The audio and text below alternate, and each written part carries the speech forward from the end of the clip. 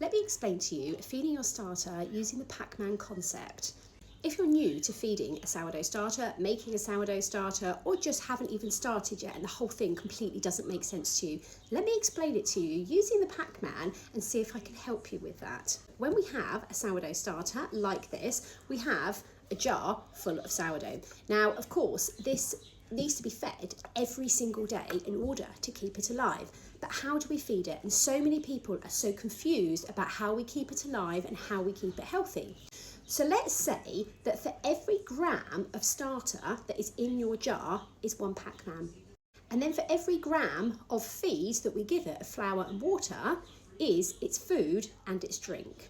So of course, if we have 100 grams of sourdough starter in here, that means I've got 100 PAC-Men swimming around in my jar. So if I then feed my starter at a 1:1:1 ratio, which means that all of the things are the same, if I have 100 PAC-Men, I then need to feed it with 100 grams of flour and 100 grams of water. And that means that every single PAC-Man in the jar gets one dinner and it gets one drink. So of course, if I wanted to increase the ratio, what I would then do is for every gram of starter that I have in my jar relates to one PAC-Man. Let's say I had 50 grams of sourdough starter in my jar and I fed it at a 1:2:2 ratio. 50 grams means double that up, so then I would add in 100 grams of flour and 100 grams of water. So I'd have some very happy PAC-Men then, because they would be given 2 dinners and then 2 drinks. And this is where it gets quite interesting, because it starts to make sense. You're like, aha! So of course, if I had 100 grams of sourdough starter over here, 100 PAC-Men, and I only fed it with 50 grams of flour and 50 grams of water, that means that 50 PAC-Men are getting their dinner. They're having one dinner and one drink. They're very happy with themselves. They jump up and down. They get very happy. The sourdough starter rises and then it's ready for baking. Not a problem. But the other 50, they didn't get fed. They're a bit annoyed, a bit hungry, a bit tired. They run out of energy, so they go to sleep and they don't do anything. So of course you've then got this jar where half of them are all excited, they're all jumping around and they're full of energy, but you've got the other half that are going to sleep. So it brings this down and it stops these guys being able to rise up because these guys have gone to sleep. So it brings everybody's mood down and everybody just collapses down and nobody wants to do anything. Doesn't mean to say that there's no active sourdough starter in there, but what it does mean is that the mood has changed and nobody's particularly excited. So you've got the PAC-Men over here that are feeling really happy that they got their dinner, but they're a bit sad for the PAC-Men that didn't get any dinner. And then you've got the PAC-Men that didn't get any dinner that are a bit annoyed and they're just a bit sluggish because they haven't had any food today. They missed a meal.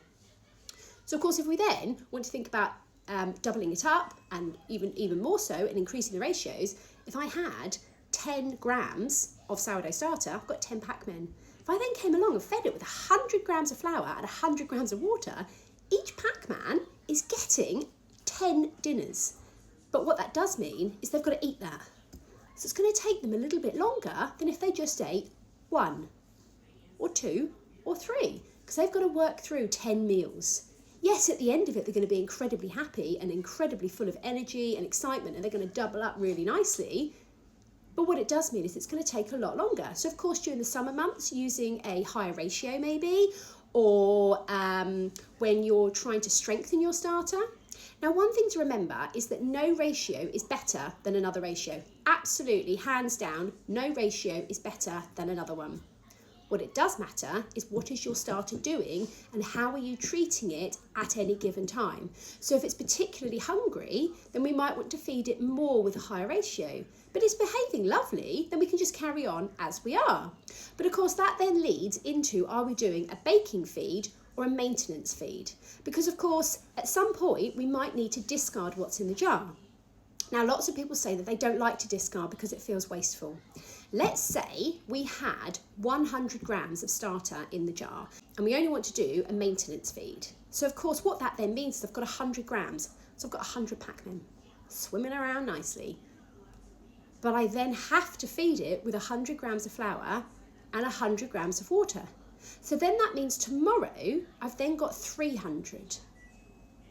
But if I had my 100 and I was only doing a maintenance feed and I discarded 80, I've then got 20. So I can then feed it with 20 and 20. I've only got 60 now. But if I didn't discard, I've now got 300. And if I still didn't want to bake, but I wanted to carry it on because it still needs to be fed every single day, I've now got 300. So I now either have to discard 250 or more, or I've got to feed it with 300 and 300. So I've now got 900. I can't get 900 in here, so I'm going to have to get a second jar on the go. So of course, on the first day, if I just discarded, I would have discarded 80 and I could carry on quite merrily with my little maintenance feed over here. But of course I didn't want to discard, so now I've got 900. So now am I discarding 850? Or am I feeding 900 with 900 and 900? Because of course if I've got 900 grams of starter, that means I've got 900 Pac-Men that all want their dinner. They're going, hello, I'm hungry. I've now got to feed them with 900 grams of flour and 900 grams of water. And if I don't do that, that means that the ones that don't get fed are swimming around going, help me, I'm hungry. And they're going to go to sleep and they're going to stop the starter from working. Now, if your starter is particularly active, as in it's not a fresh brand new starter, it's doubling in size and you're using it for baking, what you can do with that is keep it for other bakes. You can make cookies and pastries and all sorts of other things with it, or keep your maintenance feed very, very, very, very small so that there is hardly any waste, which is better than having buckets full of starter that are not going to get used. Now, I know that does feel a little bit silly to talk about Pac-Men and starters, and I cannot for the life of me remember where I heard that. I don't know whether I heard it online or whether I heard it in a blog or in face-to-face. I literally cannot remember. As soon as I heard it, it made total sense to me, and the penny dropped. And I was like, wow, this is why it makes sense now. Because, of course, every gram needs to be fed, and if I'm trying to discard, it's more wasteful to not discard. So, of course, I hope that does make sense to you. And I know it does feel a little bit ridiculous to use a Pac-Man to explain it to you, but I hope that that does make sense to you and stops you feeling so intimidated by your sourdough starter. And if you are struggling to get your starter to rise or to do what you want, that might make more sense to you as to why it is or it isn't doing what you're wanting it to do. Now, if you are the person that came up with that concept, please do let me know, because I cannot remember for the life of me where I heard it. But if you have any questions about Pac-Men, do drop them in the comments. I'd love to hear from you.